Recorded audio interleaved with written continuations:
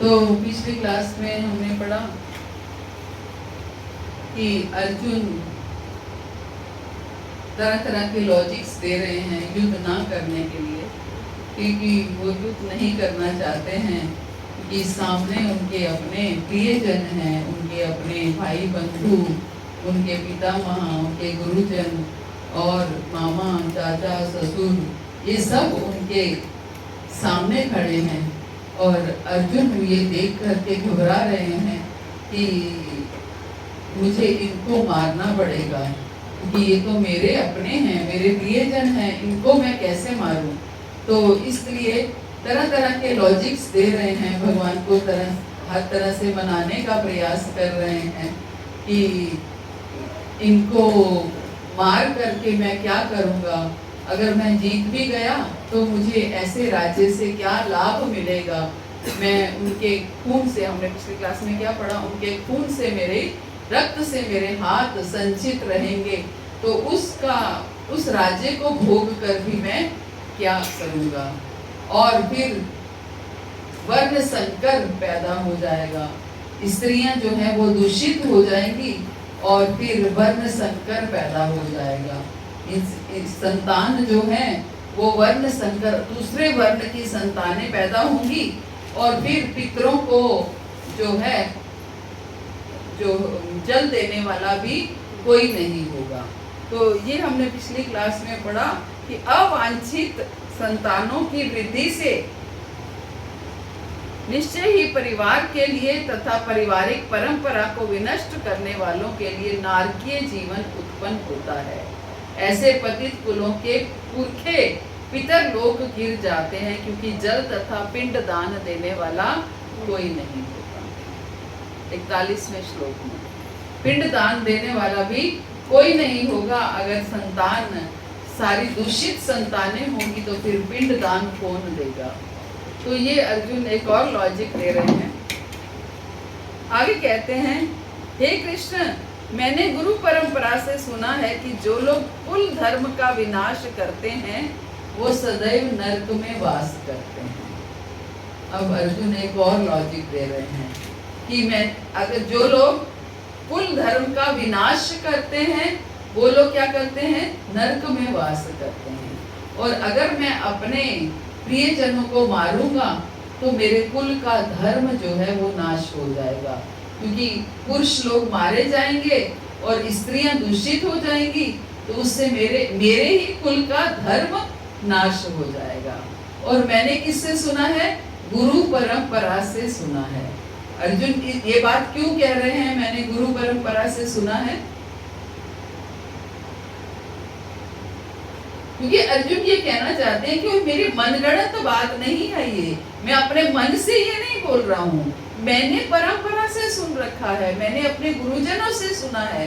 वो लोग ये कहते हैं कि अगर कुल धर्म का विनाश कोई करता है, अपने कुल के धर्म का विनाश करने वाले को नरक में वास मिलता है। तो जब नरक में वास मिलना है तो मैं ये युद्ध क्यों करूं, क्योंकि कुल धर्म का विनाश तो होगा ही। अगर मैं युद्ध करूंगा तो कुल धर्म का विनाश होगा, तो फिर मैं नरक में वास करने को मिलेगा। प्रभुपाद कहते हैं, वर्णाश्रम धर्म की एक पद्धति के अनुसार मृत्यु के पूर्व मनुष्यों को पाप कर्मों के लिए प्रायश्चित करना पड़ता है। क्या कह रहे प्रभुपाद कि मृत्यु, वर्णाश्रम धर्म के अनुसार मृत्यु से पहले मनुष्य को अपने पाप कर्मों के लिए प्रायश्चित करना पड़ता है। जैसे क्रिश्चियंस में होता है ना, हर संडे को वो क्या करते हैं, जाकर के कन्फेस करते हैं कि मैंने ये पाप कर्म किया। तो ऐसे ही प्रभुपाद कह रहे हैं कि हमारे वर्णाश्रम प्रणाली के अनुसार मृत्यु से पहले मनुष्य को प्रायश्चित करना चाहिए, प्रायश्चित करना पड़ता है। अगर उसके कोई पाप कर्म है तो उसके लिए प्रायश्चित करना पड़ता है। तो पाप कर्म तो सबके होते हैं, तो लेकिन मृत्यु के समय ये बात याद आती है क्या, मुझे प्रायश्चित करना है ना, नहीं आती है। मृत्यु से पहले ये बात याद, पहली बात तो हम इस बात को एक्सेप्ट ही नहीं करते हैं कि हमने कोई पाप कर्म किया है। कैसे पाप कर्म को एक्सेप्टेंस हम पाप अपने पापों को स्वीकार कैसे करेंगे?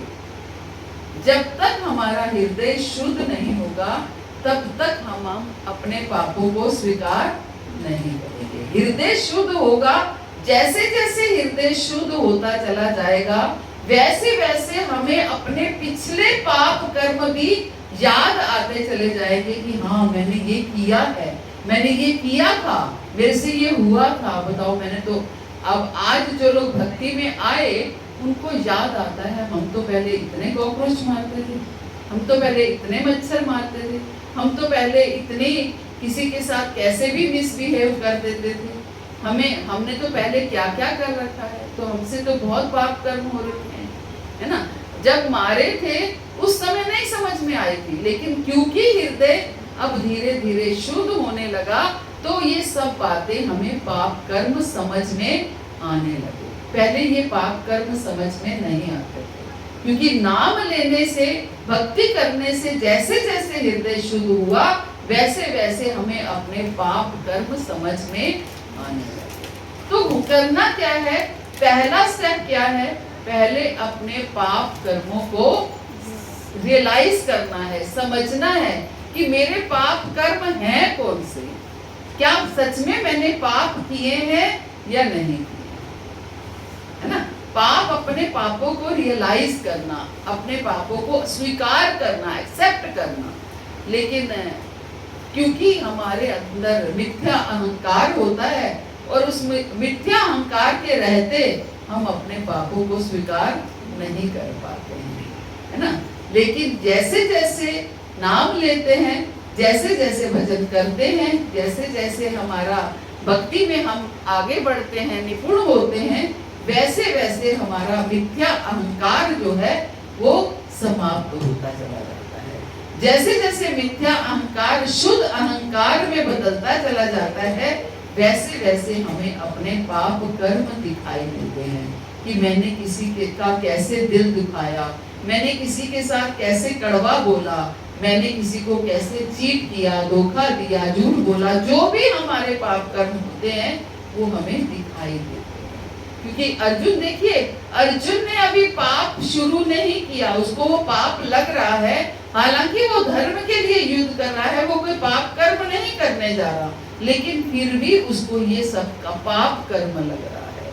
क्योंकि अंतर किसका है? शुद्धिकरण का अंतर है। अर्जुन जो है वो शुद्ध है, भक्त हैं, शुद्ध है, इसलिए उन्हें ये सारे पाप कर्म लग रहे हैं। और जब हम भगवान की शरण में आ जाते हैं तो भगवान हमारे अपने आप सारे पाप कर्मों को नष्ट कर देते हैं। अभी चेत सुदुराचारो भजते माम अनन्यभाव साधुरेव समन्तव्य सम्यक व्यवस्थित। भगवान कहते हैं कोई दुराचारी से दुराचारी व्यक्ति भी होता है तो भी अगर वो कितने जघन्य से जघन्य पाप के, लेकिन उसे साधु मानना चाहिए। अगर वो मेरी शरण में आ जाता है तो उसे साधु मानना चाहिए। वाल्मीकि जी कौन थे? रत्नाकर डाकू थे, है ना। उंगलियां लोगों को मारते थे और उंगलियां काट काट के अपने गले में हार बना करके डाल लेते थे। इतने क्रूर, एक तरह से क्रूर डाकू थे। लेकिन क्या हुआ? एक गुरु की कृपा हुई, गुरु नारद जी की कृपा हुई, गुरु की कृपा हुई तो बस नाम का सहारा ले लिया। राम राम भी बोलना नहीं आता था, मरा मरा मरा मरा बोलना, कि मेरे से तो राम नाम मुंह से निकलता ही नहीं है, मैं तो सारा जीवन लोगों को मारा है इसलिए मरा मरा बोल सकता हूँ, राम राम नहीं बोल सकता हूँ। तो नारद जी ने क्या बोला? ठीक है, तो मरा मरा बोलो, है ना। वो है ना रामायण की वो, तुलसी मेरे राम को रीझ भजो या खीज, है ना। तुलसी मेरे राम को रीझ भजो या खीज, क्या? होम पड़ा फल पाएगा उल्टा सीधा बीज, है ना। होम पड़ा फल पाएगा उल्टा सीधा बीज, तुलसी मेरे राम को रीझ भजो या खीज, होम पड़ा फल पाएगा उल्टा सीधा बीज। मेरे राम को चाहे रीझ के भजो, चाहे खींच के भजो, दुखी होके भजो, खुश होके भजो, कैसे भी भजो। मन कर रहा है तो भजो, नहीं मन कर रहा तो भी भजो, बस भजो। तुलसी मेरे राम को रीझ भजो या भी। जैसे एक बीज भूमि पर पड़ जाता है तो ये नहीं देखा जाता कि उल्टा बीज पड़ा है या सीधा बीज पड़ा है, बीज फलीभूत हो ही जाता है। ऐसे ही भगवान का नाम जब हम लेते हैं तो चाहे कैसे भी ले, वो नाम फलीभूत हो ही जाता है। चाहे वाल्मीकि जी ने क्या मरा मरा बोला, लेकिन मरा मरा में भी भगवान ने क्या कंसीडर कर लिया, राम राम कंसीडर कर लिया, है ना। अजामिल ने क्या बोला, नारायण बोला। अब भगवान को नहीं पुकारा, अपने पुत्र को पुकारा, तो भी भगवान ने उसे अपना नाम कंसीडर कर लिया। तो भगवान तो इतने कृपालु हैं कि आप हम एक बार प्रयास तो करें शरण में आने की, बस वो उसको भले ही हम झूठे ही शरण में आ जाएं, भगवान उसको शरण में आया हुआ मान लेते हैं, है ना, मान लेते हैं। हमारे साथ कोई दोस्ती करता है तो हम लोग कलुषित जीव हैं, हम लोग हमेशा सबसे पहले ये सोचेंगे कि ये मेरे साथ दोस्ती कर रहा है, कहीं इसको कोई मेरे से कोई स्वार्थ तो नहीं है, कोई स्वार्थ तो नहीं है।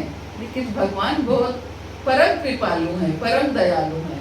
वो कभी ऐसा नहीं सोचते, कहते चलो स्वार्थ से सही आया तो सही, आया तो सही मेरी शरण में, स्वार्थ से। चतुर्विधा भजन्ते माम जना सुकृतिनो अर्जुना आर्तो जिज्ञासु अर्थार्थी ज्ञानी च भक्त। वह कहते हैं 4 तरह के लोग मेरी शरण में आते हैं। कौन कौन से? आर्तो, अर्थार्थी, ज्ञानी और जिज्ञासु, ये 4 तरह के लोग। आर्तो, अर्थार्थी, ज्ञानी च भक्त। कोई दुखी होकर के मेरी शरण में आता है, आर्तो, कोई जो दुखी होता है वो भगवान के पास जाता है कि शायद मेरा दुख कट जाए, तो भगवान कहते चल दुखी होके सही आया तो सही मेरी शरण में। कोई धन की इच्छा से, अर्थार्थी धन की इच्छा से मेरे पास आता है, चल धन की इच्छा से सही आया तो सही मेरी शरण में, है ना। जिज्ञासु, कोई जिज्ञासा से मेरे पास आता है ना। किसी को जिज्ञासा होती है, ये क्या जिज्ञासा, ये जानने की मैं कौन हूँ, भगवान कौन है, मेरा भगवान के साथ क्या नित्य संबंध है, ये जानने की जिज्ञासा होती है, वो मेरी शरण में आता है। और कोई ज्ञानी होता है जिसको ये ज्ञान हो जाता है कि कृष्ण ही परम भगवान है और मुझे इनकी शरण में जाना है, जाना है।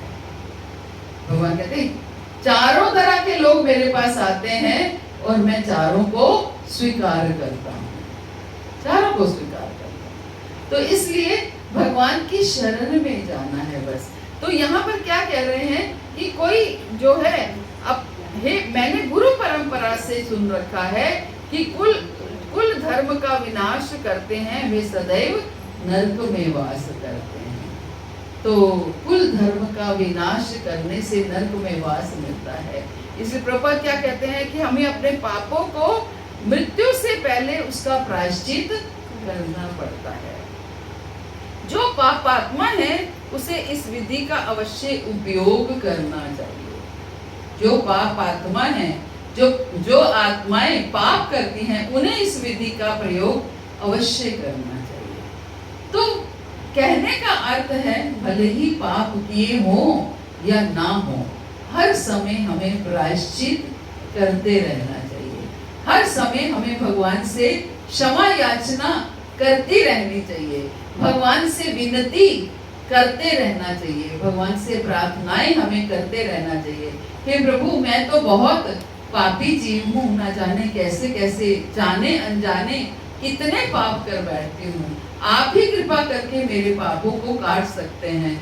अदरवाइज तो मेरी जो स्थिति है वो ये है कि मुझे तो नरक में भी वास ना मिले, आप कृपा करोगे तो अपने चरणों में भी वास दे दो, है ना। नरक में वास वाली स्थिति थी वाल्मीकि जी की या मृगारी की, नरक में वास वाली स्थिति थी, लेकिन भगवान ने कहाँ बिठा दिया, उच्च सिंहासन पे बिठा दिया। तो ये भगवान अगर कृपा करते हैं तो कैसे कृपा हुई? गुरु के माध्यम से। नारद जी गुरु मिले, बस गुरु की वाणी को स्वीकार कर लिया। जैसे नारद जी ने वाल्मीकि जी को कहा, वैसे उन्होंने नाम जपना शुरू कर दिया। मृगारी, मृगारी कौन था? शिकारी था, है ना, शिकारी था। और क्या करता था? पशुओं को अधमरा मार मार के छोड़ देता था। पूरा भी नहीं मारता था, अधमरा करके छोड़ देता था। वो तड़पते थे, जब वो तड़पते थे तो मृगारी को बहुत मजा आता। तो नारद जी पास में से निकल रहे हैं और देख रहे हैं कि पशु वहां तड़प रहे हैं। तो मृगारी को कहते हैं, ये किसका काम है? बोले मेरा काम है, मैंने किया है। बोले ऐसा क्यों, इसे तो मार ही देते। बोले नहीं, हम ऐसा ही करते हैं, पहले इनको अधमरा करते हैं, फिर ये तड़पते हैं, फिर ये अपने आप मर जाते हैं। बोले ऐसा क्यों करते हो? हमें अच्छा लगता है, हमारी यही रोजी रोटी है, हमें आनंद आता है, और फिर हम ये जब मर जाते हैं हम इसको उनको बेचते हैं। तो बोले आप ये काम छोड़ दो, ये काम मत करो। बोले मेरे परिवार का निर्वाह कैसा होगा? आपके परिवार का निर्वाह हो जाएगा, तो फिर मैं क्या करूं? बोले आप महामंत्र का जप करो, हरे कृष्ण कृष्ण कृष्ण हरे हरे, हरे राम राम राम हरे हरे, महामंत्र का जप करो। तो उससे मेरे परिवार का भरण पोषण हो जाएगा। हाँ, तुम्हारे परिवार का भरण पोषण हो जाएगा। तो मृगारी क्या है? नाम जप करने लगा। पूरे गांव में, आसपास के सभी गांव में खबर पहुंच गई कि मृगारी नाम जप कर रहा है। मृगारी भगवान का नाम, क्योंकि इतना क्रूर था, कहाँ वो इतना क्रूर था और कहाँ अब नाम जप हो रहा है। तो पूरे परिवार, पूरे गांव में खबर पहुंच गई। तो पहले तो लोगों को विश्वास नहीं हुआ, लोग आकर देखने के लिए आते कि सच में मृगारी क्या भगवान का नाम ले रहा है। तो जब लोग देख करके गए और विश्वास होने लगा, तो फिर लोग थोड़े थोड़े, कभी कोई आता तो आटा ले आता, कभी कोई आता तो चीनी ले आता, कभी कोई आता तो चावल ले आता। ऐसे लोगों ने धीरे धीरे धीरे धीरे मृगारी के पास सामान लाना शुरू कर दिया, कि ताकि उसके परिवार, वो तो भजन कर रहा है, नाम जप कर रहा है, उसके परिवार का भरण पोषण कैसे होगा। कि मृगारी के घर में सामान की ढेर लग गया। तो नारद जी आए, तो नारद जी ने कहा, हाँ मृगारी क्या हाल है प्रभु, आपकी कृपा है। देखिए इतना तो मैंने सारा जीवन कमा कर भी इकट्ठा नहीं किया जितना नाम जप करने से ये इकट्ठा हो गया। तो ये एक केवल मृगारी ने क्या किया? अपने गुरु के वचनों पर विश्वास किया, अपने गुरु के वचनों पर विश्वास किया। गुरु ने जैसा बोला वैसा किया। तो यही अर्जुन भी कह रहे हैं कि मैंने गुरु परंपरा से सुन रखा है कि जो कुल धर्म का विनाश करते हैं वो सदैव नरक में वास करते हैं। कितने आश्चर्य की बात है कि हम सब जघन्य पाप कर्म करने के लिए उद्यत हो रहे हैं। राज्य सुख भोगने की इच्छा से प्रेरित होकर हम अपने ही संबंधियों को मारने पर तुले हैं। अर्जुन क्या कह रहे हैं कि कितने आश्चर्य की बात है, हम सब क्या कर रहे हैं? इतने जघन्य पाप कर्म करने पे तुले हैं और अपने राज्य सुख को प्राप्त करने के लिए अपने ही प्रेमी जन, अपने ही प्रियजनों को मारने के लिए तुले हैं। जबकि अर्जुन को अच्छी तरह जानते थे कि संधि प्रस्ताव उनकी तरफ से गया था, लेकिन वो संधि प्रस्ताव स्वीकार नहीं हुआ। तो उसमें, लेकिन अब इस समय अर्जुन को ये लग रहा है कि क्या नहीं भी स्वीकार हुआ, हम युद्ध नहीं करते, हम 5 गांव भी नहीं मांगते, क्योंकि भगवान ने क्या मांगा था कि 5 गांव दे दीजिए, लेकिन 5 गांव भी नहीं मांगते। अर्जुन कह रहे मैं भिक्षा मांग के, भीख मांग कर भी गुजारा कर लूंगा। ये सामने अपने लोग हैं, उनको देख करके अर्जुन के मन में जो है दया उमड़ रही है, करुणा उमड़ रही है, और कह रहे हैं यदि शस्त्रधारी धृतराष्ट्र के पुत्र मुझ निहत्थे तथा रणभूमि में प्रतिरोध ना करने वाले को मारे तो ये मेरे लिए श्रेष्ठकर होगा।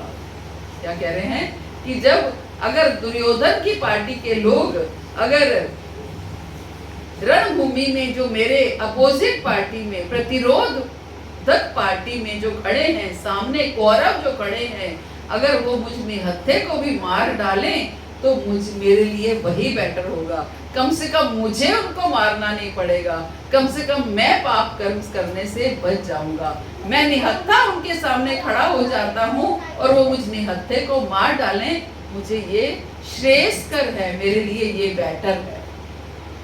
अर्जुन के हृदय में इतनी करुणा उमड़ रही है। अपने मोह, इसको मोह कहते हैं, अपने निज जनों के साथ मोह है, अपने परिवार के साथ, अपने गुरुजनों के साथ, आचार्यों के साथ, सबके साथ, अपने पितामह के साथ मोह है। अर्जुन मोह में फंस गया है कि अब वो युद्ध करना नहीं चाहता है। अब उधर लाइव टेलीकास्ट संजय सुना रहे हैं धृतराष्ट्र को। अब संजय ने कहा कि युद्ध भूमि में इस तरह कह रहे अर्जुन ने अपना धनुष तथा बाण एक और रख दिया और शोक संतप्त चित्त से रथ पे के आसन पर बैठ गए। संजय इन्फॉर्म कर रहा है धृतराष्ट्र को क्या कि अर्जुन ने अपना धनुष बाण एक साइड पर रख दिया है और शोक संतप्त चित्त से रथ के आसन पर वो बैठ गए। यानी कि अर्जुन ने सरेंडर कर दिया है, अर्जुन युद्ध नहीं करेगा। अब संजय ने जाकर के धृतराष्ट्र को बताया है तो धृतराष्ट्र को शायद ठंडी सांस ले कि हाँ चलो युद्ध नहीं हो रहा है, क्योंकि वो कहीं ना कहीं जानते थे, क्योंकि पहला श्लोक क्या था, धर्म क्षेत्रे कुरुक्षेत्रे, कि ये कुरुक्षेत्र जो है ये धर्म का क्षेत्र है और यहाँ पर जो जीत होगी वो धर्म की होगी। और वो अच्छे से जानते थे कि मेरे पुत्र धर्म की राह पर नहीं है, यहाँ पर जीत किसकी होगी, धर्म की होगी, और मेरे पुत्र धर्म की राह पर नहीं है। इसलिए उन्होंने ठंडी सांस ली कि अच्छा है अर्जुन ने खुद ही मना कर दिया, मैं युद्ध नहीं करूंगा। तो इस प्रकार भगवद गीता का प्रथम अध्याय कुरुक्षेत्र के युद्ध स्थल में सैन्य निरीक्षण का भक्ति वेदांत तात्पर्य। तो हमने आज ये पहला अध्याय कंप्लीट किया है। अभी तक मुख्य भगवद गीता शुरू नहीं हुई है। दूसरे अध्याय के 11वें श्लोक से मुख्य भगवद गीता का अर्थ क्या है कि भगवद गीता का जो उपदेश भगवान ने दिया वो अभी शुरू नहीं हुआ, क्योंकि अभी तक भगवान तो कुछ बोले ही नहीं है ना। तो वो दूसरे अध्याय के 11वें श्लोक से शुरू होता है। अगली क्लास में हम दूसरा अध्याय शुरू करेंगे और मुख्य मुख्य श्लोकास करेंगे उसके भी। तो किसी का कोई प्रश्न हो? कैसे करें आदमी, उसको याद आ